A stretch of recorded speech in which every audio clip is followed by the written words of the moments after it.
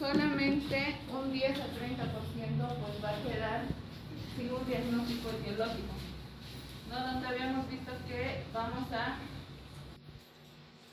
nos vamos a quedar sin un agente etiológico, ¿no? Y esto lo vamos a ver que hemos visto que la fiebre de origen desconocido como tal tiene que irse estudiando mediante la localización geográfica que habíamos visto, la edad, la duración de lo que es la fiebre y el estado inmunitario del paciente, porque habíamos visto que no todo es igual, no en todas las edades es igual, no en todas las profesiones es igual. Y pues la duración de la fiebre también nos va a decir si es algo agudo, es algo crónico o es algo persistente. Se han hecho varios estudios y pues la mayoría de estos, casi el 6% de los pacientes que han estado con fiebre de origen desconocido, se ha visto que han persistido han transcurrido 6 meses y después de 6 meses pues obviamente se ha visto que había un proceso infeccioso, ¿no? Entonces muchas veces estos casos se llegan a resolver espontáneamente, o sea que la fiebre llega a ceder, pero en algunos casos se ha visto que a los 5 años esta fiebre de origen desconocido, cuando no se la va estudiando, pues tiene una mortalidad del 3%, ¿no? Si bien es una mortalidad baja, pero obviamente es preocupante, ¿no? Porque imagínense que el paciente fallezca sin un diagnóstico claro y establecido, ¿no? Y pues obviamente hay que pensar en otras causas, aparte de lo que ya habíamos visto, como los abscesos crípticos, sobre todo en pacientes que han sido operados y que tienen algún absceso tal vez intraabdominal o tal vez están en lo que son las válvulas cardíacas, las famosas endocarditis, o que pues donde haya quedado el proceso infeccioso, donde se haya producido y pues obviamente esté desencadenando una respuesta inflamatoria. Las infecciones virales, como hemos visto, no todo va a ser bacteriano, ¿no? Entonces también hemos visto que va a haber un pequeño grupo que va a ser desencadenado por las enfermedades virales y pues obviamente que nos van a, si ustedes recuerdan, casi la mayoría de las enfermedades virales no son tan fáciles de diagnosticarlas inicialmente, ¿no? Pero siempre tiene que existir la sospecha diagnóstica de que puede ser también de etiología viral. Y obviamente sabemos que en la actualidad hay muchas técnicas ya un poco más modernas laboratorialmente y demás que obviamente nos van a ayudar a diagnosticar esta fiebre, ¿no? Pero nosotros tenemos que tener en nuestra mente que los procesos virales como el virus del Epstein-Barr, citomegalovirus, en algunos casos las leucemias, los linfomas también, que obviamente van a producir lo que es esta fiebre. Cuando aparece un tumor en cualquier parte del cuerpo y este llega a ser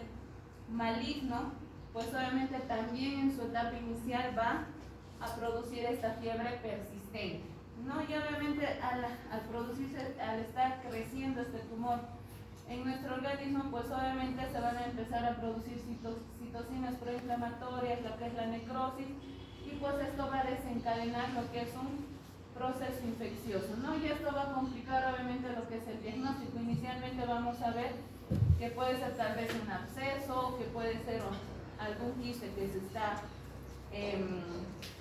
infectando, pero al final resulta que puede ser que es un linfoma que se ha complicado con un absceso, o son las leucemias, o son algunos tumores pues que han hecho metástasis. Habíamos mencionado también en el recuadro que pues hay fiebres que van a ser inducidas por fármacos, les había indicado, y pues esto llega a ser solamente en el 5% de las personas que en algún momento pueden desencadenar una hipersensibilidad medicamentosa. Y pues obviamente también es importante interrogar al paciente si está tomando algún fármaco.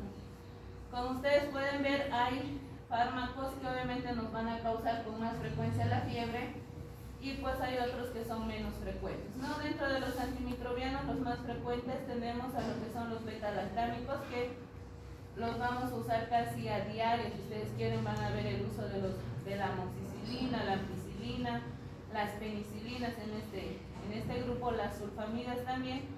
Y si en algún caso pues van al trópico y ven lo que es la leishmaniasis y demás, pues van a ver el uso de la anfotericina B, que son causas frecuentes de fiebre. Y los menos frecuentes, tal vez El fármaco que más van a ver son las fluoroquinolonas, la clindamicina y la rifampicina, que obviamente van a causar menos fiebre.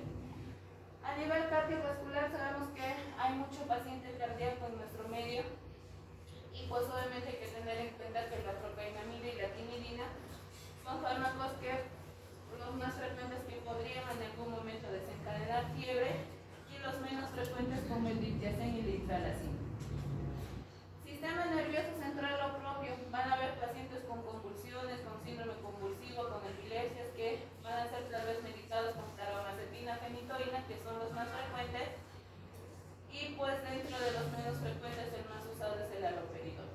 Y hay una miscelánea pues donde vamos a ver que como la bleomicina, el interferón alfa, la interleucina 2, que también nos van a producir fiebre, pero también lo que es el uso del halopurinol, la simetirina y lo que es el tacrolimus, ¿no? Entonces, estos son algunos fármacos que obviamente nos pueden desencadenar lo que es la fiebre. ¿Y por qué estos fármacos van a llegar a producir fiebre? Porque prácticamente van a hacer una reacción de hipersensibilidad, es como si se estuviera produciendo algún tipo de, como lo menciona su nombre, algún tipo de alergia, si ustedes quieren en otros términos, donde va a producir una alteración homeostática, ¿no? Y esto en lo que es en la parte termorreguladora. Y esto se va a producir cuando se va a empezar a administrar el fármaco, y pues ahí es donde se va a producir esta reacción idiosincrática, o sea que nuestro cuerpo lo va a desconocer al fármaco y lo va a empezar a catalogar, si ustedes quieren, como un agente patógeno, ¿no? Entonces va a empezar a ver estas reacciones febriles y pues obviamente en algunos casos estos pacientes llegan a tener lo que es una hipertermia maligna, ¿no? En muchos casos se ha llegado a producir lo que es la fiebre hasta más de 40 grados centígrados, ¿no? Y obviamente el síndrome neuroléptico y los síndromes serotoninérgicos, que también tienen que estar como nuestros diagnósticos diferenciales. En algunos casos se ha visto que a veces el tiempo de la exposición al fármaco no está relacionado inclusive con el comienzo de la fiebre, no tampoco el aspecto clínico del paciente, ni tampoco el patrón de la fiebre que tiene, en algunas ocasiones va a estar involucrado con esto. Pero cuando se llega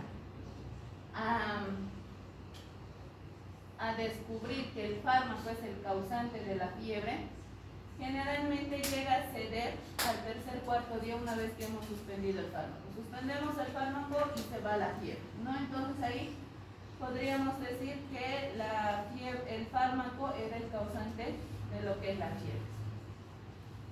Les había mencionado también en las primeras clases también que para el estudio de la fiebre de origen desconocido, no solamente para esta patología, sino también para todas las patologías que vamos a ir viendo, y no solamente en infectología ni en la rama de medicina interna, en todas las áreas, quirúrgicas, no quirúrgicas, pediatría, gineco, etcétera, donde el diagnóstico se va a hacer en la función de lo que es la anamnesis y el examen físico y la parte epidemiológica, ¿no? Si ustedes no tienen claro la parte semiológica, difícilmente pues van a llegar a un diagnóstico, ¿no? Yo no sé si les había comentado, pero ojos, cerebro que no tiene conocimiento previo, ojos y manos, oídos que no van a saber qué estamos buscando, ¿no? Entonces es muy importante que ustedes tengan en mente la semiología, que la tengan presente y la vayan reforzando, porque la semiología no se van a librar de ella. La semiología es la base de todo, ¿no? Entonces, en sus prácticas van a ver que es muy importante, todo se basa a través de la semiología.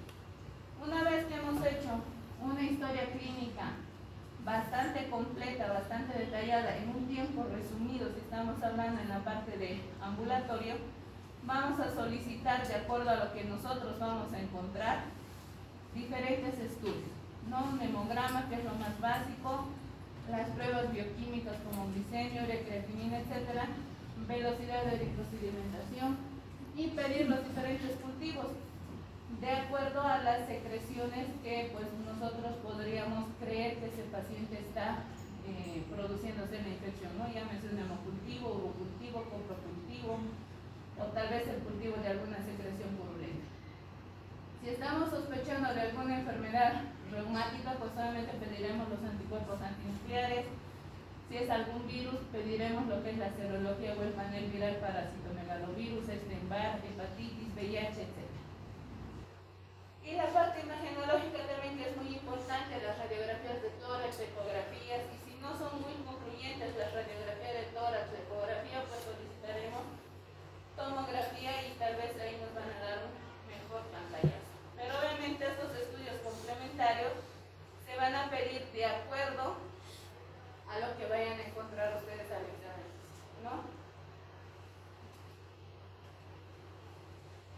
¿Cómo se va a hacer el tratamiento en la parte del ambulatorio? Habíamos mencionado que la parte ambulatoria es un reto para el médico llegar a un diagnóstico. ¿Por qué habíamos dicho que es un reto? Porque tenemos solamente 15 minutos para que ustedes puedan llegar al problema al cual se está desencadenando todo esto y pues obviamente poder dar un diagnóstico al paciente que nos está exigiendo, ¿no? Él está acudiendo por una dolencia y él se tiene que ir con una respuesta, ¿no? Si no es con una respuesta 100% certera, por lo menos con una sospecha diagnóstica se va a ir ese paciente y pues obviamente de acuerdo a la impresión diagnóstica que nosotros vayamos a tomar en ese momento, pues vamos a dar el tratamiento respectivo, ¿no? Entonces, muchas veces se van a topar que la fiebre de los pacientes a veces no tienen síntomas de localización, o sea, no hay un foco o el paciente te venga con síntomas inespecíficos, ¿no? Donde hay esto es todavía más reto todavía para el médico poder encontrar el origen. Pero le hemos estudiado al paciente, hemos pensado en una patología X, hemos pedido estudios complementarios, pero resulta que el paciente sigue igual. Viene al día siguiente a tu consulta o viene en la tarde con otro médico y pues le dice que sigue igual, que el tratamiento que le hemos dado no sirve para nada porque él sigue con fiebre, sigue con las molestias y eso es lo que le está molestando. Entonces, ¿qué es lo que tenemos que hacer ahí? Pues uno, tenemos que poner un alto tal vez ahí y volver a indagar, volver a repetir lo que es todo la anamnesis y el examen físico. Tal vez en este nuevo interrogatorio el paciente pues como que ya nos va a empezar a dar nuevas pautas que tal vez al principio no nos ha dicho y al examen físico tal vez vamos a encontrar nuevos hallazgos, ¿no? Entonces es importante que nosotros reevaluemos a ese paciente y pues obviamente ahí vamos a solicitar nuevos estudios laboratoriales, nuevos estudios imagenológicos, ¿no? Entonces es muy importante, no solamente en la consulta, sino también en los pacientes que son hospitalizados.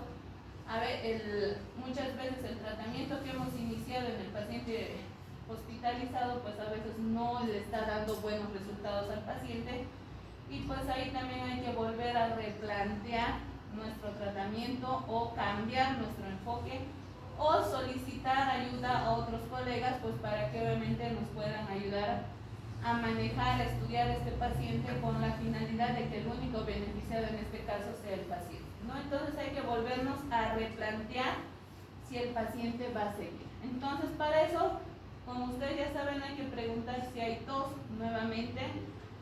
Si es menos de 3 semanas, nos vamos a centrar tal vez en que es una enfermedad grave, es una enfermedad que recién está comenzando, que puede ser una tuberculosis, puede ser una neumonía o puede ser una bronquitis, dependiendo de la edad del paciente.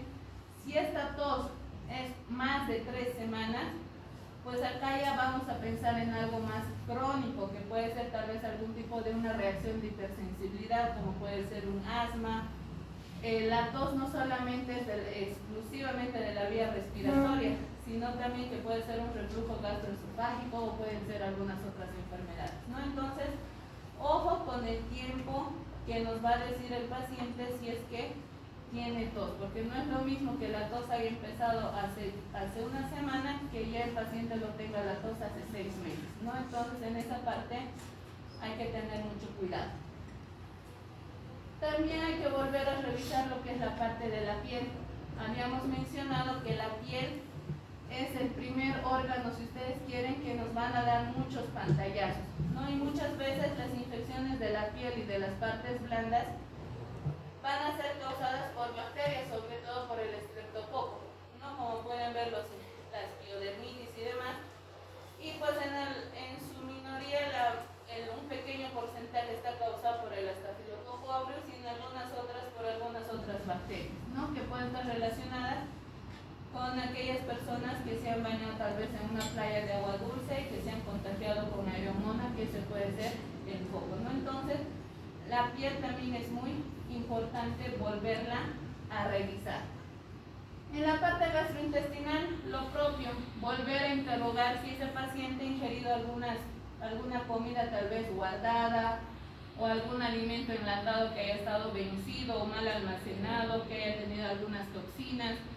O ustedes saben que en los mismos alimentos hay virus, bacterias, parásitos, hongos y pues obviamente no nos hemos percatado, no hemos hecho bien la manipulación. La parte epidemiológica es muy importante. Les decía que los extranjeros que han llegado aquí a Bolivia, Cochabamba, lo primero que han enfermado ha sido ameba salmonella, ¿no? ¿Y eso es por qué? Porque aquí en Bolivia aquí en Cochabamba estamos, si ustedes quieren, en contacto frecuente con lo que son las amebas salmonella, ¿no? Es por eso que muchos de nosotros, los que vivimos aquí en Cochabamba, hemos enfermado, pero de alguna manera ya no lo hemos enfermado porque estamos adquiriendo, si ustedes quieren, un poquito de inmunidad, ¿no? Y eso es muy importante, que cuando ustedes viajen al extranjero siempre tengan cuidado con la parte de los alimentos, o si es que van a estar en contacto con alguna persona, el lavado frecuente de manos. En la parte geniturinaria también es muy importante, ¿no? La fiebre, que va a estar asociada al dolor en el flanco, ya sea el izquierdo o el derecho, puede ser bilateral. Muchas veces estos pacientes tienen náuseas, pueden llegar al vómito y pues por el mal estado general, por el compromiso del paciente, muchos de ellos necesitan el ingreso hospitalario y de recibir tratamiento antibiótico endovenoso empíricamente. Entonces vamos a ver que todos, si ustedes se dan cuenta, hagan de cuenta que el médico es el investigador, es el detective, porque en eso al final nos convertimos para ver cuando el paciente viene con fiebre, puede ser una fiebre persistente, puede ser una fiebre crónica. Si ustedes se remiten a las películas esas de los que andan del detective que tiene que averiguar quién lo ha asesinado a ese cuerpo que han encontrado y demás, el detective empieza a investigar, ¿verdad?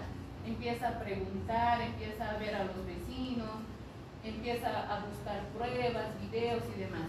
Lo mismo tenemos que hacer acá. Si ustedes quieren, nosotros vamos a empezar a investigar, a preguntar al paciente. Si no es al paciente, va a ser al familiar, dependiendo del estado en el que esté, ¿no? Y obviamente nuestras pruebas van a ser que pues vamos a ir viendo la parte del examen físico, porque lo vamos a revisar al paciente, lo vamos a ver, lo vamos a palpar, lo vamos a escuchar, y pues obviamente esto va a abrir una investigación, si ustedes quieren, que cada vez lo vamos a hacer más detallado y más profundo.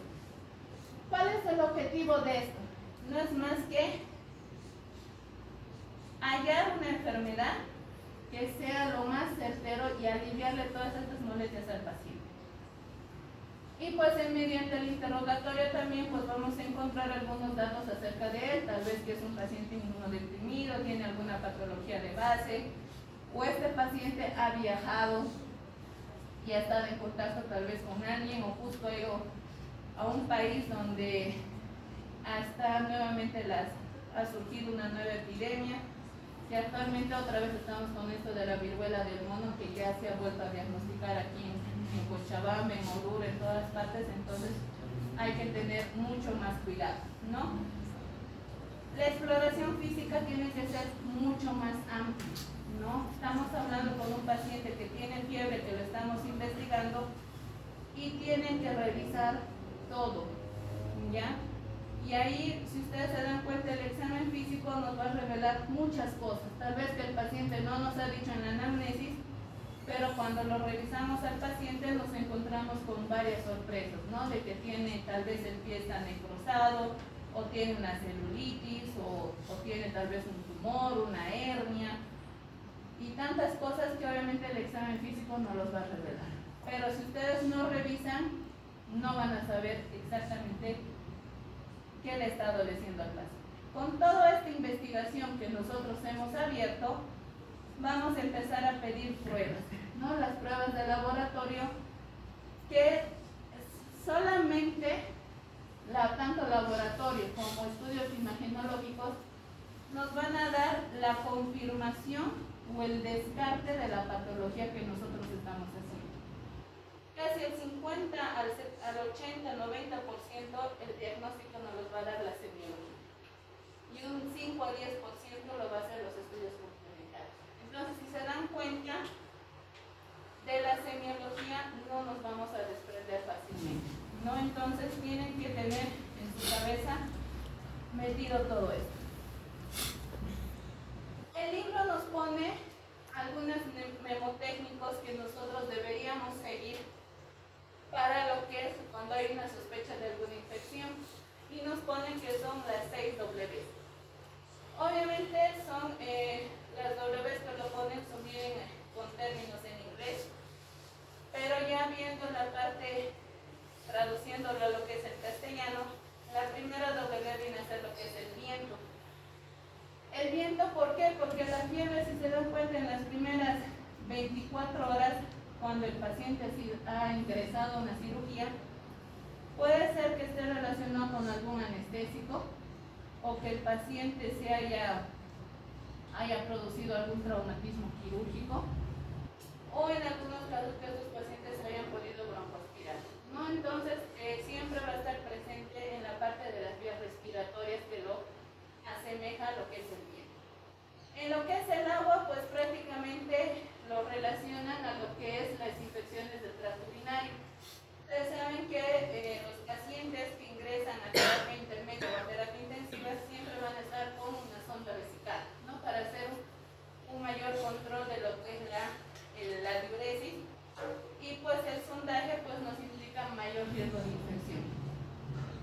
La tercera W vendría a ser lo que son las infecciones de las heridas.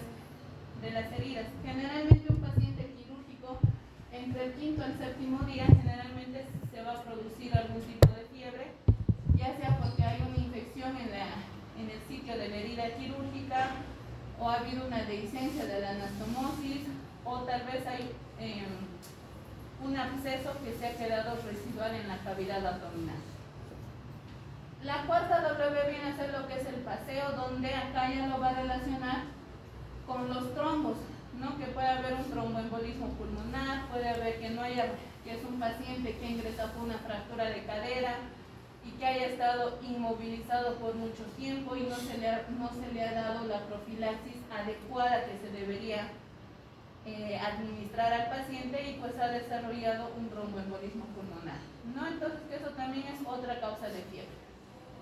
La quinta W viene a ser el medicamento milagroso. ¿Por qué lo llamamos medicamento milagroso? Porque se ve que después de los 7 a 10 días de que se le ha administrado al paciente lo que son los antibióticos, pues se ha visto que el paciente ya no tiene la alergia, no tiene toda la sintomatología que tenía, y pues milagrosamente se ha curado el paciente, ¿no? Que obviamente sabemos que no es tan milagroso, ¿no? Porque ustedes por farmacología recordarán que cada antibiótico tiene su mecanismo de acción, sabe dónde actuar y a qué gérmenes, bacterias, pues obviamente se va a erradicar. Y por último, que es lo más importante, que es como el resumen, si ustedes quieren, es qué es lo que hemos hecho, qué es lo que hicimos. Entonces acá nosotros, para la parte clínica, es ver de dónde está viniendo ese foco infeccioso, qué es lo que hemos hecho con ese paciente, o tal vez su proceso infeccioso muchas veces no le tomamos mucha importancia a lo que son los catéteres venosos centrales. Si bien se los coloca de la forma más estéril posible, pero muchas veces cuando ya ese catéter está más de 15 días, pues hay el riesgo de lo que es la infección, ¿no? Entonces, ojo también con el catéter. Si un paciente tiene catéter venoso central, pregunten cuántos días está, y si es más de 15 días, pues hay que retirar ese catéter, colocar otro catéter en otro, al lado contrario o en otro sitio, ya sea femoral o yugular o subclavio del lado contrario, y pues el catéter que estamos retirando siempre se manda a cultivo la punta del catéter, ¿no? Entonces eso también hay que tener muy en cuenta. En resumen, con la fiebre de origen desconocido vamos a ver, nos tenemos que preguntar, ¿este paciente probablemente su infección o la fiebre haya sido de origen infeccioso o no ha sido infeccioso? Como hemos visto, la fiebre no es algo como todos hasta ahora pensábamos que solamente se lo va a deber a la parte infecciosa, ¿no? Sino también hemos visto que puede ser por alguna enfermedad reumatoidea, por alguna colanopatía, por algún proceso oncológico, y pues obviamente también los virus y demás nos van a estar causando esta fiebre de origen desconocido, que obviamente nosotros también la estamos provocando. ¿Por qué? Por la resistencia a los antibióticos. No habíamos mencionado que en muchos casos para alguna enfermedad viral estamos dando antibiótico sin tener una base justificada, ¿no? Tenemos que valorar, como les había dicho, lo más pronto posible, en el menor tiempo posible, la gravedad de ese paciente, no la gravedad de la enfermedad, y ver si este paciente tiene un daño orgánico significativo que le va a llevar o le va a desencadenar la muerte, ¿no? Entonces a veces solamente con ver al paciente, ver que está hipotenso, que está taquicárdico, que está desaturado, que tiene cianosis, no responde, su Glasgow está bajo, tiene alteración del estado neurológico y demás, ese paciente posiblemente va a ingresar a terapia intensiva, pero su pronóstico va a ser malo, ¿no? Porque ese paciente ya está, se podría decir, con datos de una sepsis bastante grande, y pues obviamente ese paciente puede llegar a fallecer. Y eso siempre hay que informar a los familiares, porque pasa que ahora, si ustedes se van a dar cuenta, los familiares del paciente se agarran de lo que el médico les dice. Si ustedes como médicos tratantes van a decir está todo bien con el paciente y demás, y le están ocultando a algún estudio o alguna sospecha que ustedes están haciendo y ese paciente a la hora fallece, ¿qué van a hacer? Los familiares les van a decir, pero usted hace una hora me ha dicho que estaba todo bien.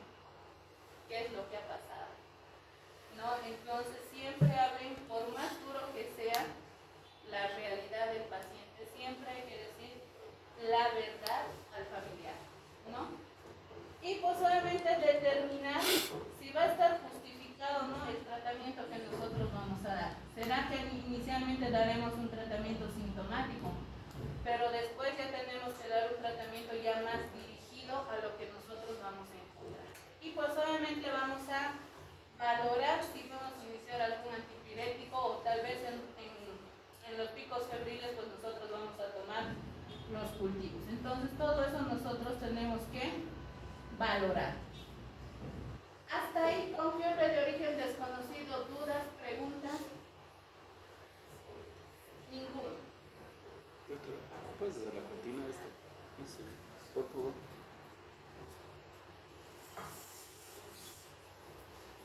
Igual no hay mucho cambio. Bueno, si se han dado cuenta, todo lo que se han ido viendo todos estos años se va apuntando en lo que son las 4 especialidades básicas, ¿no? Y todo, como les he dicho y les vuelvo a repetir, todo va a girar alrededor de la semiología. Todo es signos, síntomas, diagnóstico, tratamiento. En eso se va a basar toda su vida. Por eso han decidido estudiar medicina y pues toda su vida va a ser eso, ¿no? Independientemente hagan la especialidad que hagan, siempre van a estar de desequilibrio. Vamos a ver que ahora lo vamos a agrupar la fiebre en tres grandes grupos, donde vamos a ver la parte de las infecciones entéricas, que son patologías más frecuentes, la parte gastrointestinal, la parte genitourinaria y la parte de enfermedades de transmisión sexual, que pues obviamente vamos a dar pequeñas pinceladas de lo que vamos a ver más adelante, que se va a ir desglosando mucho más a detalle todas estas patologías. Entonces, las enfermedades entéricas, como todos ustedes saben, son las que van a ocupar el segundo lugar de todas las infecciones a nivel mundial. Y estas van a ser hiperendémicas, sobre todo en quienes, en los lactantes, porque ya van a empezar a ingresar a lo que son las guarderías y demás, pero hacer hincapié sobre todo del estado nutricional, porque hay lactantes que están desnutridos, malnutridos, sobre todo en países en vías de desarrollo donde la tasa de mortalidad es elevada, ¿no? Pues en nuestro medio estamos luchando todavía con la mortalidad infantil y con la desnutrición, y pues si nos vamos a otro continente, el África es otro país que tiene una tasa mayor de mortalidad a nivel infantil y en la parte de desnutrición, ¿no? Y pues obviamente no solamente los niños, sino también vamos a ver en aquellas personas que van a cuidar a aquellas personas que por alguna razón tienen alguna discapacidad, algún tipo de retraso o que tengan una discapacidad ya sea visual que les impida valerse por sí mismos, y pues los hábitos antihigiénicos que obviamente estos pacientes, bueno, las personas que les van a cuidar no tienen conocimiento, y si los tienen conocimientos no los hacen adecuadamente. Y pues obviamente los pacientes inmunodeprimidos vamos a ver que también van a ser causantes de muchas enfermedades gastrointestinales. La parte epidemiológica, como les había dicho, es muy importante. Como pueden ver acá en el lado derecho, de acuerdo a la zona donde vamos a estar o los medicamentos, fármacos que empleemos, vamos a tener una sospecha etiológica, ¿no? Por ejemplo, la giardia, pues prácticamente la giardia está a nivel mundial, no hay donde nos los vayamos a perder, lo vamos a encontrar en Estados Unidos, en las zonas montañosas, en los países tropicales, lo vamos a encontrar aquí en nuestro medio también, entonces es más relacionado con la alimentación. El Cryptosporidium, pues obviamente lo vamos a ver. En Rusia se ha visto que hay Cryptosporidium, pero también se ha visto el Cryptosporidium que hay en el contacto en las guarderías, en pacientes inmunodeprimidos, que también los vamos a ver. Y pues en países tropicales y también en el nuestro, pues vamos a encontrar gérmenes como lo que es la Escherichia coli, lo que es la Shigella, Salmonella, Giardias, amebas, etc. Pero cuando ya nosotros estamos utilizando antibióticos por un tiempo prolongado, porque así lo amerita el paciente, no solamente los antibióticos, sino también quimioterapia o los inhibidores de la bomba de protones, nosotros vamos a ocasionar que el Clostridium difficile se instale en nuestro organismo y cree una enfermedad en estos pacientes, ¿no? Entonces, pues acá nosotros tenemos que tener mucho cuidado, ¿no? Y las enfermedades de transmisión sexual, que ustedes ya la conocen, la Neisseria gonorrea, clamidia, trachomatis, el herpes simple, treponema pallidum, que obviamente eso ya es otra causa que nos puede ocasionar algunas causas de trastornos gastrointestinales. Entonces lo hemos resumido por síndromes clínicos, en la sospecha de la gente, y qué consideraciones especiales nosotros tenemos que tener, que los vamos a ir viendo más adelante. Cuando hay una fiebre mantenida, o lo llamamos una fiebre entérica, ¿en qué agentes vamos a sospechar? Generalmente los vamos a sospechar en una Salmonella typhi, en la Campylobacter, Shigella y Yersinia. Y esto cuando va a estar cuando los vamos a sospechar, pues nosotros ¿qué tenemos que solicitar? Estos gérmenes no se los encuentra muy fácilmente, entonces tenemos que pedir coprocultivos, hemocultivos, y pues obviamente iniciar antibióticos de forma empírica hasta encontrar el resultado que nos identifique el germen. Cuando es una diarrea acuosa que el paciente nos va a referir como agua de arroz y demás, pues vamos a ver que vamos a pensar en lo que es el cólera, ¿no? El Vibrio cholerae, que se ha visto que nuevamente en nuestro país ha vuelto a rebrotar, ¿no? Y la Escherichia coli enterotoxigénica, la Shigella y la Salmonella, que también nos van a causar diarreas acuosas. Pero de todos estos, tiene su característica la diarrea. No son iguales todas las diarreas en todas estas patologías que vamos a ir viendo más adelante. ¿Y qué consideración nosotros tenemos que tener con estos pacientes que tienen diarrea? Pues obviamente la terapia hidroelectrolítica, ¿no? Porque el paciente va a venir deshidratado, va a venir con algunos trastornos electrolíticos y demás, obviamente hay que solucionar. Van a venir pacientes con vómitos recurrentes, ¿no? Donde vamos a pensar tal vez en un rotavirus, Staphylococcus aureus, Bacillus cereus.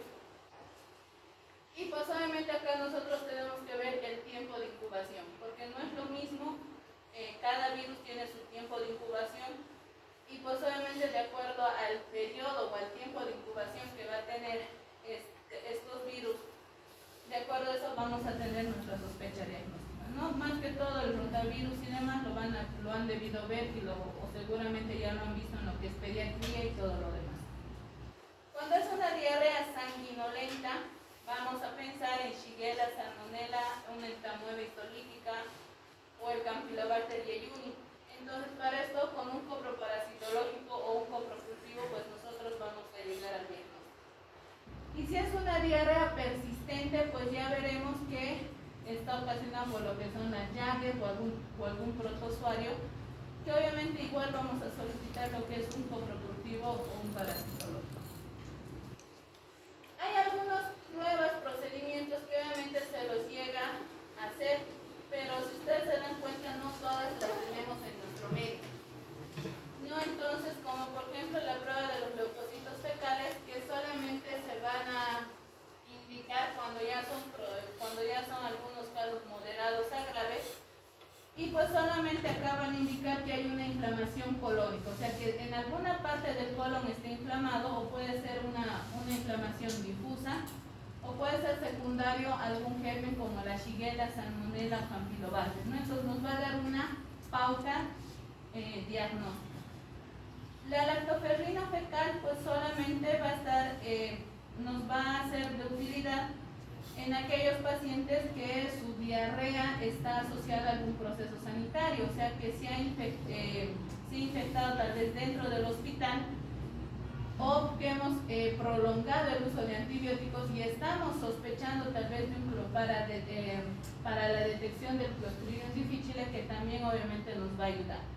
Y pues esto es sensible solamente cuando se van a hacer presentes los leucocitos en las heces fecales, y pues no nos va a ser tan sensible para la determinación de lo que es el Clostridium, o sea, tiene una sensibilidad muy baja.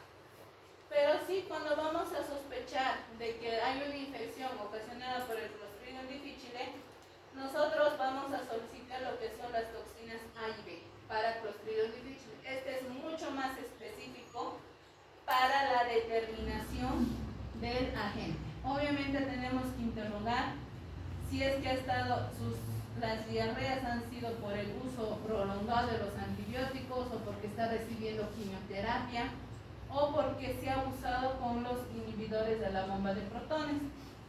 Y pues nos va a dar, tiene una sensibilidad y una especificidad mucho más elevada para el diagnóstico del Clostridium difficile.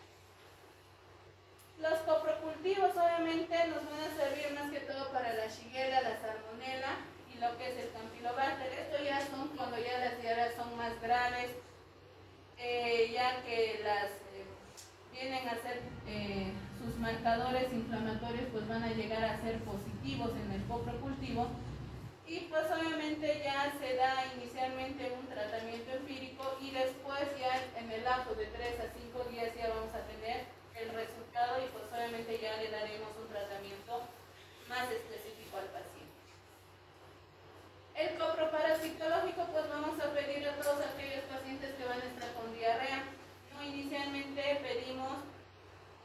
a todos, cuando viene un paciente con deposiciones líquidas, generalmente lo más básico que podemos empezar es un coproparasitológico. No empezar por lo más bajo y después ir escalando poco a poco. Y pues ustedes saben que este coproparasitológico se lo hace a través del microscopio, ¿no? Donde los bioquímicos van a ir viendo la parte de los parásitos o las bacterias o virus que van a encontrar en las heces. Pero ya viendo más adelante, si no hay respuesta a coprocultivos negativos, coproparasitológico negativo y demás, pero sigue habiendo una diarrea persistente y no hay alguna prueba de la enfermedad, pues vamos a llegar a solicitar una sigmoidoscopía flexible o una esófago-gastroduodenoscopía, ¿no? O sea, una endoscopía alta y una endoscopía baja, para ver e identificar la causa. Tal vez estamos frente a un colon irritable o hay algún proceso que le está ocasionando a ese paciente las deposiciones líquidas persistentes. Entonces, no solamente la parte de la fiebre nos va a obligar a estudiar, sino también las deposiciones líquidas también las tenemos que llegar a estudiar para llegar a un diagnóstico. El tratamiento, pues vamos a ver que el tratamiento es muy importante. Como saben, les había mencionado que todas las diarreas, todas las enfermedades gastrointestinales, siempre va a haber un trastorno hidroelectrolítico, ¿no? Donde ustedes saben que por los vómitos, la diarrea, se pierde lo que es agua, se pierde lo que son electrolitos. Entonces nosotros tenemos que hacer la terapia hidroelectrolítica, ya sea por vía oral, por vía endovenosa, de acuerdo a la edad del paciente. Se calculará kilopesos si estamos hablando de los lactantes, si estamos hablando de los adultos, lo propio. Y pues obviamente si el paciente puede tolerar la vía oral, se le indicará que tome tal vez refrescos, gelatinas, agua, alguna cosa salada o inclusive algún refresco que sea hecho en casa. La dieta es muy importante generalmente para que se puedan renovar los enterocitos que se han perdido durante el proceso infeccioso, y pues obviamente ya aquí se le dará un poco ya más sólido, ¿no? Algunos alimentos astringentes tal vez, y pues obviamente que tiene que comer verduras, sí, pero tiene que comer cocidas o hechas al vapor. Y las carnes que también tienen que ser hervidas, pero no fritadas, ¿no? Entonces eso también es muy importante.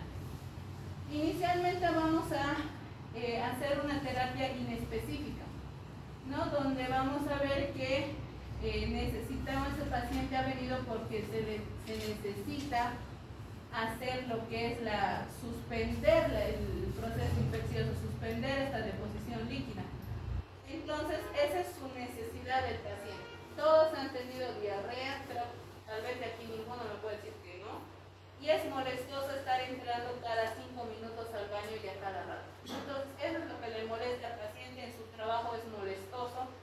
Y pues obviamente hay algunos medicamentos como lo que es la loperamida o el salicilato, también el de bismuto, que obviamente nos van a ayudar a frenar o a disminuir la frecuencia de las deposiciones líquidas, ¿no? Esto es como un tratamiento sintomático, no estamos tratando la patología en sí. ¿Cuándo vamos a dar tratamiento antibiótico empírico? Cuando vamos a ver que es una fiebre entérica, que este paciente tiene una diarrea disentérica, por las características que nos ha mencionado el paciente, tiene fiebre. Entonces empíricamente, al decir empíricamente, significa que vamos a dar un tratamiento a ciegas, que estoy sospechando en que pueda ser ocasionado por la salmonela. Entonces tal vez daré una fluoroquinolona o daré una citromicina, y ya después se dará el antibiótico específico de acuerdo a la etiología, o si es que es un parásito que nosotros vamos a encontrar en los resultados, daré el tratamiento adecuado, que obviamente ya se va a ir manejando. Y si por alguna razón se viaja porque están yendo de vacaciones o porque les han invitado a dar algunas charlas o qué sé yo, y vamos a ir a un país que está en vías de desarrollo y que posiblemente podamos adquirir la fiebre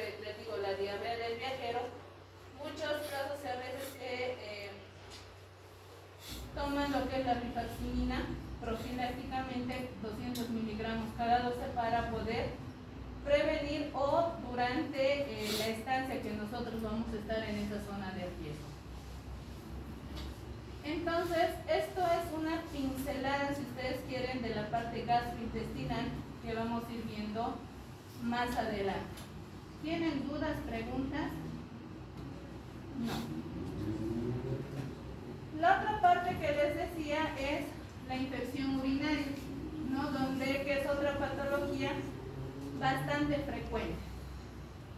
Como todos ustedes saben, las infecciones urinarias pueden ser de diferentes etiologías. Pueden ser bacterianas, pueden ser parasitarias, pueden ser virales, micóticas, que generalmente estos gérmenes van a invadir lo que es un área estéril. Porque todo lo que es la parte de lo que es la vejiga, los riñones, los uréteres son estériles, ¿no? Donde va a ingresar un germen que pues obviamente lo va a invadir este germen estéril y puede producir diferentes sintomatologías de acuerdo al sitio donde se va a producir esta multiplicación de este germen. Puede ir desde una bacteriuria sintomática. ¿Qué significa esto? Que el paciente va a tener la bacteria o el germen patógeno en su organismo en la parte de genitourinaria, pero no va a expresar ninguna molestia. O sea, la tiene, pero no lo está manifestando. No tiene fiebre, no tiene ninguna sintomatología genitourinaria y ha sido un hallazgo casual, se puede decir. Otras veces vamos a ver que estos pacientes, la parte de la infección urinaria va a ser en la parte baja, en la parte vesical, en la parte uretral. Ya eso lo vamos a catalogar como cistitis o una infección urinaria baja. Pero si la cosa ya sube más arriba, ya en los ureteres o en la parte renal, pielocalicial y demás, ya estaríamos hablando de una pielonefritis o una infección urinaria alta. Pero si aparte de toda la sintomatología urinaria el paciente presenta una inestabilidad hemodinámica, que vamos a ver más adelante lo que es la sepsis, que puede ser de diferentes focos. En este caso también existe sepsis de foco urinario, ¿no? Entonces van a ver que todo esto se ha ido estudiando desde ya hace bastante tiempo atrás. No, ya desde el año 50 han ido estudiando a muchos pacientes que tenían sintomatología y no tenían sintomatología. Y pues han ido estudiando sobre todo las orinas de cada paciente, ¿no? Donde en algunos han encontrado gérmenes, otros han encontrado gérmenes saprófitos, gérmenes patológicos. Entonces se ha visto que de todos estos estudios que ellos han empezado a revisar todas las orinas que han ido recolectando de toda una población, pues se ha visto que había una bacteriuria significativa. O sea que cuando veían la presencia de 10 elevado a la 5 unidades formadoras de colonias o más en 2 muestras consecutivas, ya lo catalogaban como algo infeccioso, ¿no? O sea, ya era algo significativo para ellos. Pero conforme fueron pasando los años ha habido mayor modernización, mayores estudios y demás, donde han visto que la bacteriuria ya no era para todos por igual, ¿no? Han vuelto a redefinir y pues se ha visto que sobre todo las mujeres somos las que con más frecuencia en una etapa determinada de nuestra vida somos las que enfermamos más infecciones urinarias. Pero eso no significa que la infección urinaria es 100% propio de la mujer. También hay en el hombre, que vamos a ir viendo más adelante. Entonces decían que la mujer cuando tiene por 10 elevado a la 2 o más unidades formadoras de colonias por ml, decían que es una mujer con cistitis. Cuando es más de 10 elevado a la 4 unidades formadoras de colonias, ya la mujer tiene una pielonefritis. Pero ya cuando es más de 10 unidades formadoras de colonias, puede ser con o sin piuria, ya es una infección urinaria complicada, ¿no? Entonces, si se dan cuenta, han ido variando conforme han ido pasando los años y las definiciones, la cantidad de gérmenes y demás se van modificando. Entonces habíamos visto que las infecciones urinarias tienen también su clasificación, que se clasifican de acuerdo al tipo, que puede ser una cistitis, pielonefritis o una bacteriuria asintomática. Otra clasificación de acuerdo a la sintomatología, pues pueden ser asintomáticas o pueden ser sintomáticas. De acuerdo a la recurrencia, que puede ser esporádica, que enferman menos de una infección urinaria en 6 meses, o puede ser menos de 2 infecciones urinarias por año. A eso llamamos esporádico. Recurrente vamos a llamar cuando son más de 2 infecciones urinarias en el lapso de 6 meses o más de 3 infecciones urinarias en un año. Puede ser recidiva o puede ser una reinfección, que eso habría que ver en la parte de la recurrencia. Y de acuerdo a la complicación, pues hay complicada y no complicada, ¿no? Entonces, si se dan cuenta, la infección urinaria tiene muchas clasificaciones que obviamente ustedes le van a ir poniendo el nombre y el apellido de acuerdo a lo que el paciente les vaya diciendo y a lo que ustedes vayan encontrando. De todas estas, la cistitis ocupa el 90% de la población que la padece. El 10% solamente va a tener una pielonefritis, y hablando de la recurrencia, el 75% de la población llega a ser esporádica y el 25% es recurrente, ¿no? Entonces todo esto nosotros lo vamos a ir indagando. Les había mencionado de la edad. Cuando nosotros nacemos, tanto niñas como niños vamos a tener infecciones urinarias por la frecuencia de las malformaciones uretrales que podríamos tener al momento del nacimiento, ¿no? Y pues obviamente ustedes saben que cuando nacemos no nos hacen estudios a profundidad, no nos piden ecografías ni tomografías, nada. Se conforman con que nazcamos con un buen Apgar, de que tengamos los deditos, las manitos completas, que tengamos los reflejos que debemos tener, pero nadie nos hace una ecografía.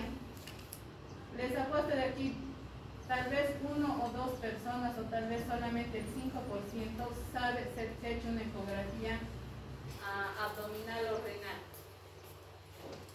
¿no? Entonces, pero después, si no tenemos molestias, no nos hacemos, ¿verdad? Entonces, muchas veces nos encontramos con algunas malformaciones, que tenemos dobles uréteres, doble riñón, o tenemos riñón en herradura, y pues nadie nos ha estudiado, ¿verdad? Hasta que no hayamos tenido alguna molestia. Entonces, cuando somos niños, ambos sexos, ambos géneros, tenemos la misma igualdad de enfermar infecciones urinarias. Vamos creciendo y como que la cosa ya se va delimitando un poquito más. Ya en la etapa escolar, en la infancia, las que van a tener más infecciones urinarias somos las niñas, por el hecho de la estructura anatómica que ustedes ya saben. Uretra corta, la distancia entre el ano y la uretra es muy pequeña en la mujer, y pues obviamente el estar en contacto con los baños públicos, porque ya a partir de los 4 años pues ya nos mandan al colegio, tenemos que entrar al baño del colegio, y ustedes saben que los baños en los colegios no son nada limpios, ¿no? Entonces ahí es donde la mujer va a empezar a tener bacteriuria sintomática, ¿no? Esa niña se va a quejar de dolor, ardor para orinar, ¿no? Van pasando los años, ya estamos en una edad avanzada, y pues acá otra vez la cosa se iguala, ¿no? Tanto hombres como mujeres, ya más o menos a partir de los 30, 40 años, ya el hombre empieza a tener problemas urinarios. ¿Y esto por qué? Porque generalmente en el hombre a partir de los 30, 40 años y empiezan los problemas de la próstata, ¿no? Donde ya va a haber el crecimiento prostático. En algunas ocasiones no se hacen los controles anuales los varones, y cuando ya la sintomatología es mucho más molesta, pues resulta incluso los famosos cánceres que empiezan a aparecer a nivel de la próstata. Y en la mujer, cuando ya va a ingresar a la etapa de lo que es la premenopausia a partir de los 45, 48 para arriba, ya empieza a haber una atrofia de la mucosa vaginal, ¿no? Porque ya empiezan a disminuir los niveles de estrógeno, y pues obviamente la mujer va a tener igual predisposición a la parte de la infección urinaria, ¿no? Entonces acá, conforme van pasando los años, nuevamente se vuelve a igualar la situación de la infección urinaria.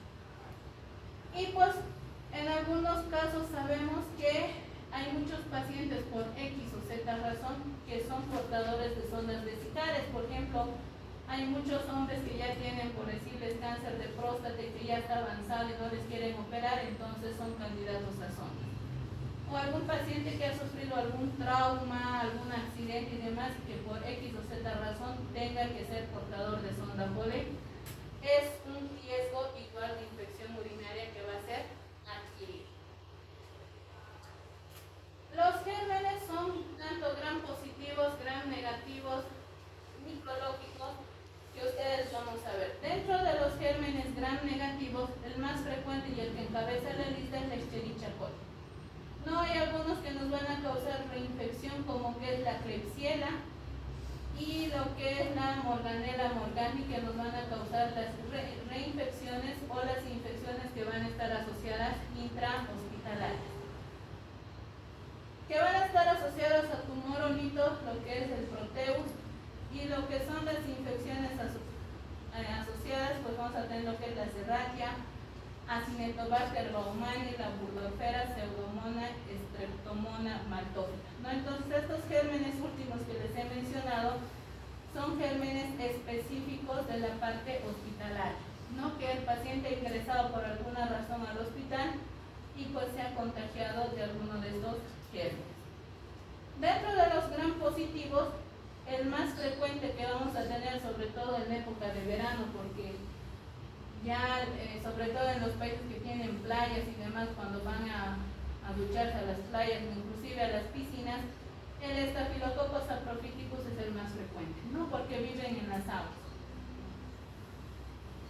También está lo que es el Staphylococcus aureus, que pues ya nos indica algún foco que ustedes saben que el Staphylococcus aureus no es saprófito de la vía urinaria, es más de la parte de la piel o de algún otro parte del cuerpo. Entonces cuando encontramos un Staphylococcus aureus es porque la infección ha ingresado de alguna otra parte que no es urinaria.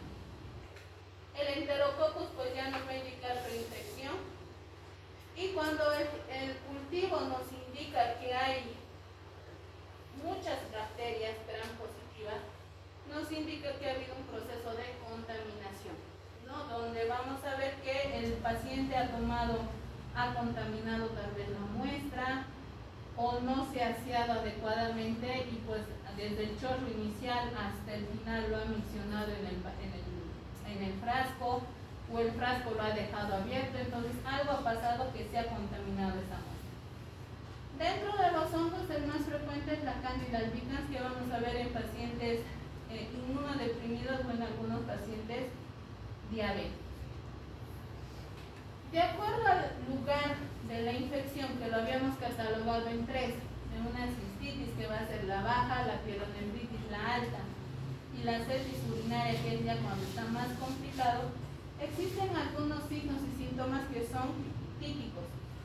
Por ejemplo, en la cistitis, los que han enfermado de infección urinaria saben que hay polaquiuria, hay escozor durante y después de la micción, hay lo que es el dolor suprapúbico, y en algunas ocasiones se puede acompañar de hematuria o las orinas públicas, ¿no? Entonces solamente es la parte baja de la parte genital urinaria que está ocasionando molestias. Si se dan cuenta, acá no hay fiebre, ¿no?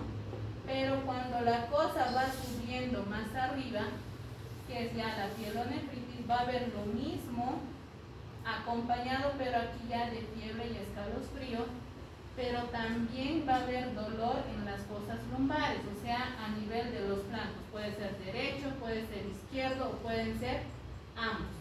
Entonces, esto ya nos indica que la infección está ascendiendo y ya está siendo un poquito ya más sistémica. Pero cuando ya se ha complicado todo, en la sepsis urinaria va a haber todo esto. ¿Y qué es lo que le va a diferenciar? Son los signos de sepsis, ¿no? Donde vamos a ver que el paciente puede estar hipotenso, taquicárdico, bradicárdico, taquipneico, bradipneico. Tal vez no confiere, pero puede estar hipotérmico también el paciente. Si pedimos laboratorios, va a estar con una leucocitosis bastante elevada. Entonces, el estado neurológico va a estar alterado. El paciente puede estar desde somnoliento, nubilado, estuporoso o estar en coma.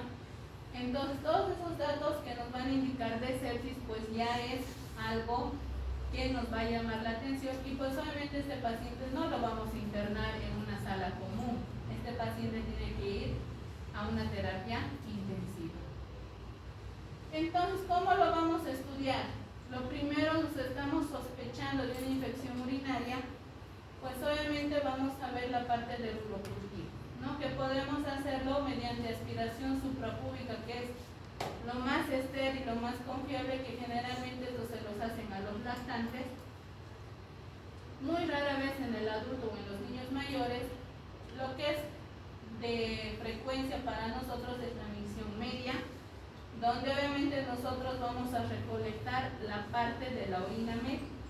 O sea que el chorro inicial lo vamos a desechar en la parte del inodoro y en la parte media nosotros lo vamos a poner al frasco, ¿no? Generalmente con unos 10 a 15 ml es más que suficiente. Y pues obviamente si lo hemos hecho de forma adecuada, ese cultivo va a salir un germen específico, ¿no? Pero si lo hemos recolectado mal, pues ya nos van a indicar que ha sido contaminado. En la prueba del examen de orina, si ustedes han visto, tienen o lo van a ver en la parte de sus prácticas hospitalarias, o si es que alguna vez ustedes hacen un examen de orina, siempre aparecen los nitritos.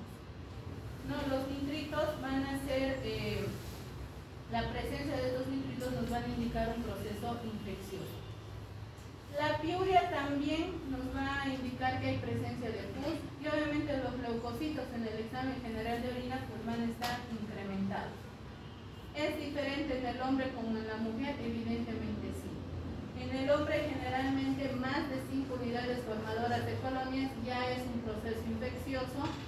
Y en la mujer, más de 10 unidades formadoras de colonia ya es un proceso infeccioso. Y pues obviamente si estamos sospechando de una pielonefritis o una sepsis, pues ya hay que pedir hemocultivo aparte del urocultivo.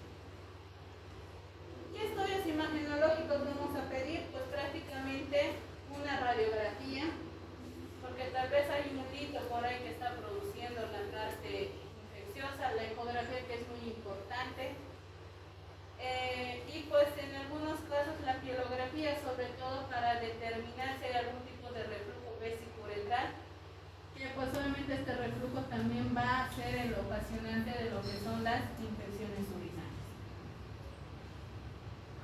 En la parte de lo que es el tratamiento, la única finalidad que tiene el tratar una infección urinaria es, si estamos hablando de una infección urinaria baja, es que esta infección llegue a progresar a una pielonefritis o una sepsis. Ese es el objetivo de que nosotros podamos tratar esta patología. Obviamente el tratamiento no va a afectar la duración de los síntomas, o sea, si ese paciente ya ha venido con una semana de estar con esta sintomatología, pues obviamente ustedes saben que los antibióticos no son tan milagrosos y no actúan en ese momento, tardan en hacer su efecto. Entonces es muy importante que el tratamiento, mientras más pronto iniciemos, vamos a disminuir lo que son las complicaciones, vamos a disminuir la sintomatología que ese paciente va a tener y pues obviamente vamos a eliminar esos agentes patógenos que pues obviamente van a estar en el parénquima renal, y lo que es muy importante, disminuir que ese germen se vaya a diseminar en la sangre. Entonces, ustedes se habrán dado cuenta que existen todos los antibióticos que vemos en la lista, desde el trimestoprim, sulfametoxazol, la cefotaxima, la nitrofurantoína, amoxicilina, la cefixima, norfloxacino, ciprofloxacino, y todos los antibióticos que ustedes tienen conocimiento de que se puede emplear para la vía urinaria. Para una cistitis generalmente vamos a usar la vía oral, ¿no? Pero si estamos hablando de un tratamiento para una pielonefritis, no vamos a dar a ese paciente vía oral. Tenemos que ser ya un poquito más agresivos y tendremos que dar tratamiento endovenoso, donde utilizaremos cefotaxima, ceftriaxona, amicacina, gentamicina, tobramicina, ciprofloxacino y todo lo que tengamos a nuestro alcance para la vía endovenosa. Ojo que aquí hay que tener mucho cuidado, sobre todo con amicacina, gentamicina, la tobramicina y la metilmicina, que son aminoglucósidos, porque aquí nosotros tenemos que monitorizar la parte renal. ¿No? Saben que estos medicamentos son nefrotóxicos y pues obviamente al ser nefrotóxicos pues obviamente van a causar daño renal, ¿no? Entonces se tiene que hacer una monitorización de la función renal, pedir urea, creatinina, y pues obviamente de acuerdo a eso se va a dosificar estos antibióticos de acuerdo a la función renal. Y una vez que ustedes saben que una pielonefritis se va a internar al hospital, ese paciente no se va a quedar 7 o 10 días, de acuerdo al criterio que ustedes vean que tiene que necesitar ese paciente lo que son antibióticos. Salvo que fuera algún medicamento endovenoso que no haya por vía oral, pues bueno, ahí se va a ver qué se va a hacer con ese paciente. Pero una vez que ya tengamos lo que es el cultivo, identificado el germen con el antibiograma, pues ese paciente, después de haber recibido unos 3 a 5 días hasta que salga el cultivo en la parte endovenosa, si es que nos permite el cultivo, lo podríamos cambiar a la vía oral y ese paciente podría ser dado de alta, ¿no? Entonces, por el tiempo que pues obviamente decidamos. Existen algunos términos pues que obviamente ustedes tienen que conocer, empezarse a familiarizar, porque en los hospitales ya no van a manejar muchos, ya no se maneja, si ustedes quieren, la terminología común. Ya si ustedes quieren, ya se va a empezar, han debido escuchar hablar ya con más terminología médica entre los mismos médicos, las mismas enfermeras incluso ya entienden la parte de la terminología médica. Y pues hay un término que es bastante usado también, que cuando hablamos dicen bacteriuria, ¿no? Entonces decimos, a veces se nos queda en la cabeza o quedamos con un interrogante y decimos, ¿qué es una bacteriuria? ¿No? Entonces no es más que la presencia de las bacterias en la orina, ya sea que puede ser sintomática o asintomática, ¿no? Que lo vamos a encontrar ya sea a través de un sondaje que le vamos a hacer al paciente o que pues lo hemos encontrado de forma casual. Y obviamente en muchos de estos casos en las bacteriurias se ha visto que cuando se han hecho los cultivos se han encontrado gérmenes multiresistentes, ¿no? Entonces, que obviamente el tratamiento va a ser mucho más complicado. La sepsis, que ya les he dicho que ya vamos a ver, hay un capítulo exclusivo de sepsis donde vamos a ver más a detalle, pero ya aquí el tratamiento de estos pacientes ya no vamos a hacer con cefotaxima ni ceftriaxona, tenemos que ser mucho más agresivos, tenemos que dar un tratamiento de más amplio espectro. Otro término que ustedes van a escuchar bastante es lo que es la funguria. La funguria no es más que la presencia de agentes micológicos, que puede ser cándida o algún agente micótico que va a colonizar la parte de la orina. Y pues estos, como son procesos micológicos, agentes micológicos, el tratamiento viene a ser lo que es el fluconazol. De acuerdo a la función renal daremos 200 o 400 miligramos por día, Generalmente cuando el paciente está con una buena función renal, la dosis de ataque es de 400 miligramos el día 0 y pues al día siguiente pues ya le daremos 200 miligramos, ¿no? Y pues esto ustedes ya verán que el tratamiento generalmente nos dicen entre 7 a 14 días, que eso ya se va a ir evaluando.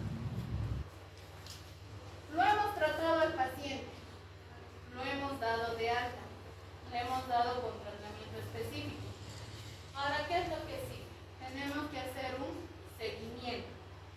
Entonces, ¿qué es lo que nosotros vamos a decir? El hecho de que el paciente se esté yendo sin síntomas, sin malestares y demás, nosotros tenemos que hacer un urocultivo posterior al tratamiento. El paciente ha terminado su tratamiento y pues obviamente este paciente 4 a 5 días después de que ha terminado el tratamiento se tiene que hacer un urocultivo sin toma de antibióticos, ¿no? Entonces ese cultivo ya va a ser para nosotros definitivo. Si realmente hemos erradicado a ese agente patógeno o es que ese microorganismo persiste o es que se ha añadido tal vez otro, ¿no? Entonces de acuerdo a eso nosotros vamos a valorar. La piuria pues siempre se lo va a salir junto con el examen de orina, que pues generalmente se lo tiene que pedir junto con el urocultivo. La proteína C reactiva, pues sí, después de 4 a 5 días o después de 3 semanas se le va a solicitar la proteína C reactiva, pero como saben ustedes, solamente es un reactante de fase aguda, que nos va a indicar si hay o no hay infección. Esa es la única finalidad de la proteína C reactiva. Si estamos hablando de una pielonefritis, pues vamos a ver la radiografía o la ecografía, que obviamente nos va a servir para ver si ese riñón o el cáliz renal ha quedado con algún tipo de infección, o sea, con algún tipo de secuela, digamos una cicatriz, o si ha habido o hay la predisposición de que ese paciente tal vez por esa secuela que le está quedando pueda llegar a tener infecciones urinarias recurrentes. La creatinina es muy importante, ¿no? Porque ustedes ahí tienen, antes de iniciar el tratamiento, durante el tratamiento y después del tratamiento de una pielonefritis, necesitamos valorar la función renal, ¿no? Y la osmolaridad de la orina, pues obviamente si es que hubiera la sospecha de una pielonefritis, pues obviamente vamos a verificar periódicamente.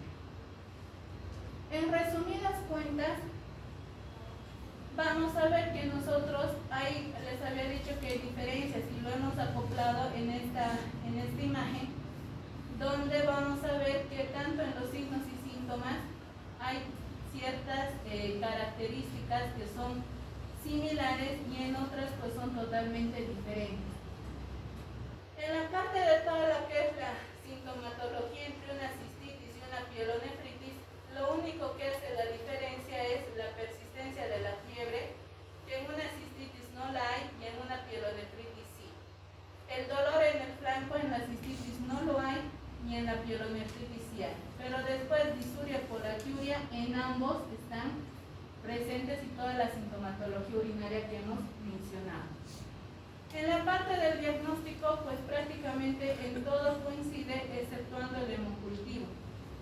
Piuria va a haber en ambos, la prueba de los nitritos va a haber en ambos, bacteriuria va a haber en ambos. En la proteína C reactiva, la cistitis está normal, pero en la pielonefritis va a estar aumentado. Y el hemocultivo en la cistitis es negativo, pero en la pielonefritis va a ser positivo en un 30%, ¿no? Y en la parte del tratamiento, pues, más que todo de primera línea en la cistitis, lo que son penicilinas, amoxicilinas, trimetoprim, sulfamethoxazol, que eso obviamente nosotros lo vamos a dar en la parte de la vía oral. Y pues en una pielonefritis, pues ya daremos lo que son fluoroquinolonas, algunas cefalosporinas de forma endovenosa, ¿no? Y después obviamente cambiaremos a lo que es la vía oral. Y obviamente en mujeres embarazadas el tratamiento es totalmente diferente, ¿no? Donde es más amoxicilina, nitrofurantoína, cefalosporinas, y pues si es una pielonefritis, pues solamente tenemos la posibilidad de dar cefalosporinas de tercera generación, pues obviamente para no afectar al niño. está el pronóstico de las infecciones urinarias? Si ustedes se han dado cuenta, una cistitis, una pielonefritis que no está complicada, no tendría que haber ninguna mortalidad, ¿no? Generalmente el pronóstico es bueno. Hacemos un buen diagnóstico, damos el tratamiento adecuado y ese paciente en 7 días está otra vez sin sintomatología, le llamas a su control en una semana consultivo, ya no hay germen que le esté ocasionando la molestia y pues solamente pasó el proceso infeccioso, ¿no? Pero ¿qué es lo que pasa cuando estos pacientes se dejan pasar tiempo y pues aparece la sepsis? Estos pacientes ya tienen un mal pronóstico. El hecho de que ya sea sepsis ya indica un mal pronóstico y pues obviamente la tasa de mortalidad incrementa en un 30%, ¿no? Entonces, mientras más comprometido esté el paciente, más tasa de mortalidad, más tasa de letalidad y obviamente mayor estadística de mortalidad para el hospital.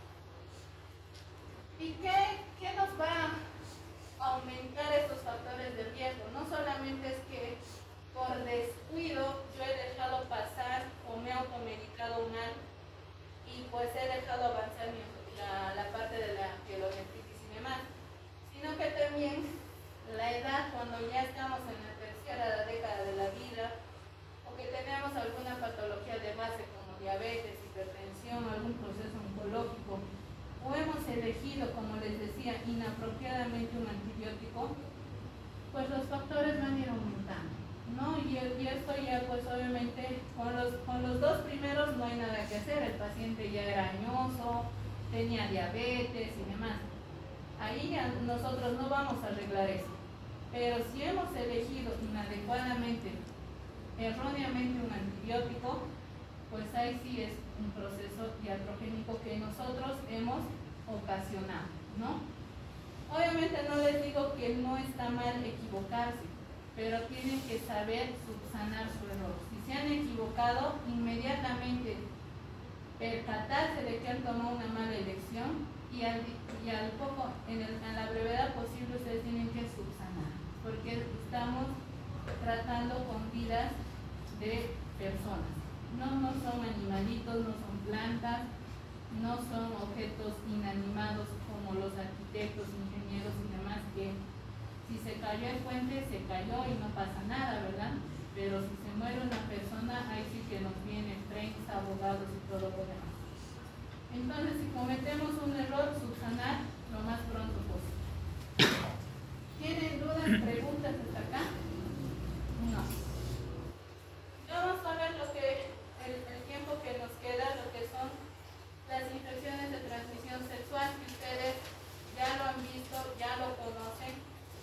Y pues obviamente son un conjunto de infecciones, como ustedes ya saben, que están causadas por microorganismos secundarios al contacto íntimo, que pues obviamente que va a afectar lo que son la piel y las superficies de las mucosas. Ustedes saben que no solamente se va a deber a las mucosas de lo que son de la parte de los genitales, sino también la parte de la orofaringe o del recto también, que pues ustedes tienen conocimiento. Y pues esto lo vamos a agrupar en 5 categorías. El primero, que viene a ser lo que es la uretritis, donde ustedes saben que hay una uretritis gonocócica y una no gonocócica, ¿verdad? La gonocócica es 100% responsable de la Neisseria gonorrhoeae y la no gonocócica por la clamidia trachomatis, la tricomonas vaginalis, el uroplasma ureolítico, el herpes simple. Las úlceras genitales, pues vamos a ver como lo que es la sífilis, que ustedes saben perfectamente por el treponema pallidum, el herpes genital por el herpes simple y lo que es el chancroide y la Haemophilus ducreyi. Esto, conforme va pasando su periodo de incubación en todo lo que es su proceso de formación, en algún momento van a ocasionar úlceras genitales, ¿no? Y eso obviamente va a ocasionar lo que es la visita a lo que es al médico, ¿no? Ya sea al ginecólogo o al urólogo. o en el peor de los casos al médico general, que es el primero que va a captar y pues él lo va a derivar.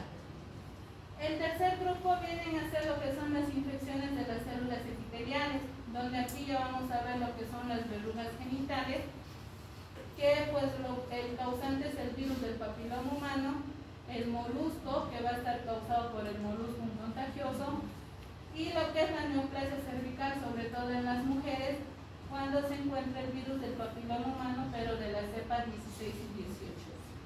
¿No? El cuarto grupo viene a ser lo que son los exudados genitales femeninos, donde acá ya hay como 4 patologías que vamos a ver: la cervicitis, la enfermedad inflamatoria pélvica, la vaginitis y la vaginosis bacteriana.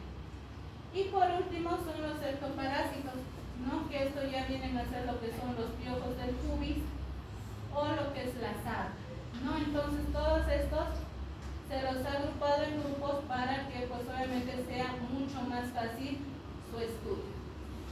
La parte de la epidemiología, pues ustedes ya lo saben, las enfermedades de transmisión sexual vienen a ser las más frecuentes y las más comunes a nivel mundial, pero aquí hay un pequeño hincapié.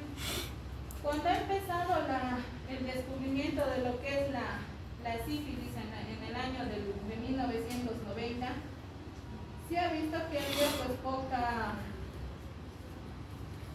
poca lo que es una disminución bastante declinada de lo que es la sífilis por esto del descubrimiento de la penicilina y demás. Pero conforme han ido pasando los años hemos ido abusando de los medicamentos y demás, y ya desde el año 2000 se ha ido incrementando esto de la sífilis, tanto en las mujeres como en los varones, tanto heterosexuales como homosexuales. ¿No? Ahora, antiguamente se decía que era netamente de los homosexuales la parte de las ETS, pero actualmente se ha visto en ambos grupos, ¿no? ¿Y esto por qué? Porque se ha ido viendo que ha habido un mal uso de lo que son la parte de los métodos anticonceptivos, y pues obviamente se ha visto que todas estas enfermedades de transmisión sexual ha habido una ineficiencia, una inefectividad por parte de lo que es el huésped.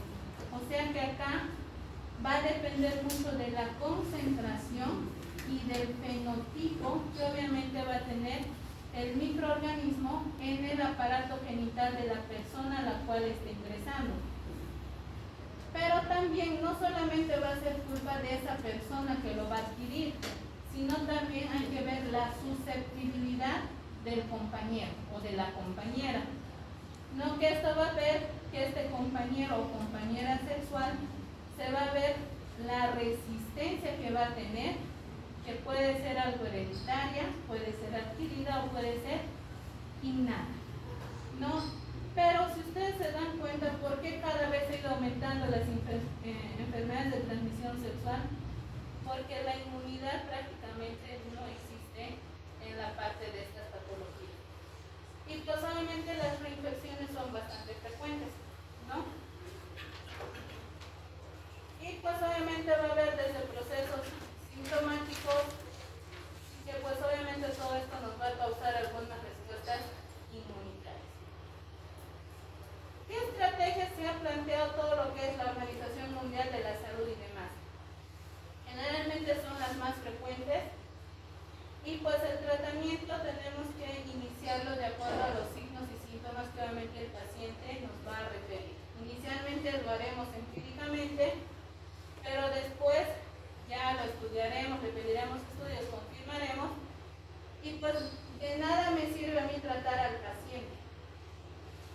¿Por qué? Porque yo le voy a tratar al paciente, voy a ir con su compañero sigue infectado y pues otra vuelta lo va a contagiar. Nos tenemos que tratar a la pareja, ¿no? Tanto al hombre como a la mujer.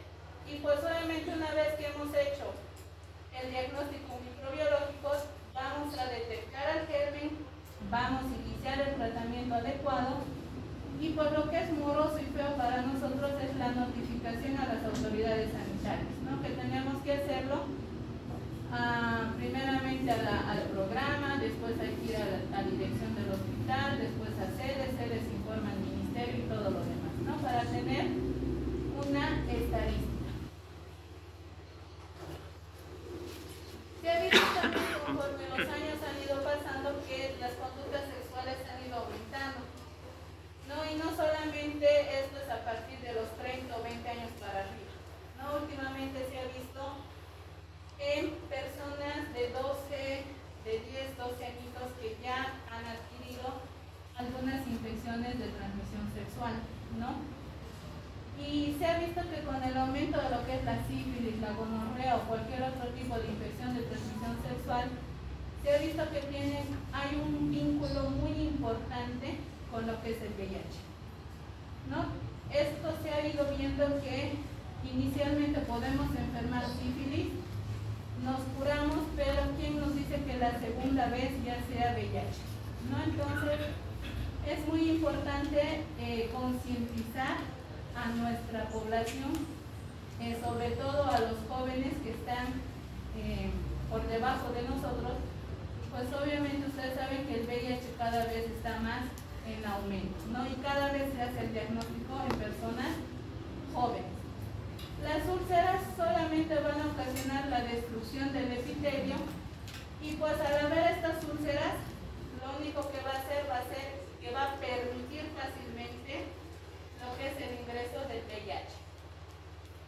Y pues obviamente el diagnóstico del VIH, ustedes saben que mientras más precoz sea, mejores resultados va a tener. Vamos a hacer que ese paciente se quede como portador de VIH y no progrese a lo que es el SIDA, ¿no? Entonces eso es muy importante. Y con esto vamos a terminar el día de hoy, vamos a quedar acá. Por si acaso solamente quedan 2 clases más, entonces vayan estudiando porque ya la siguiente clase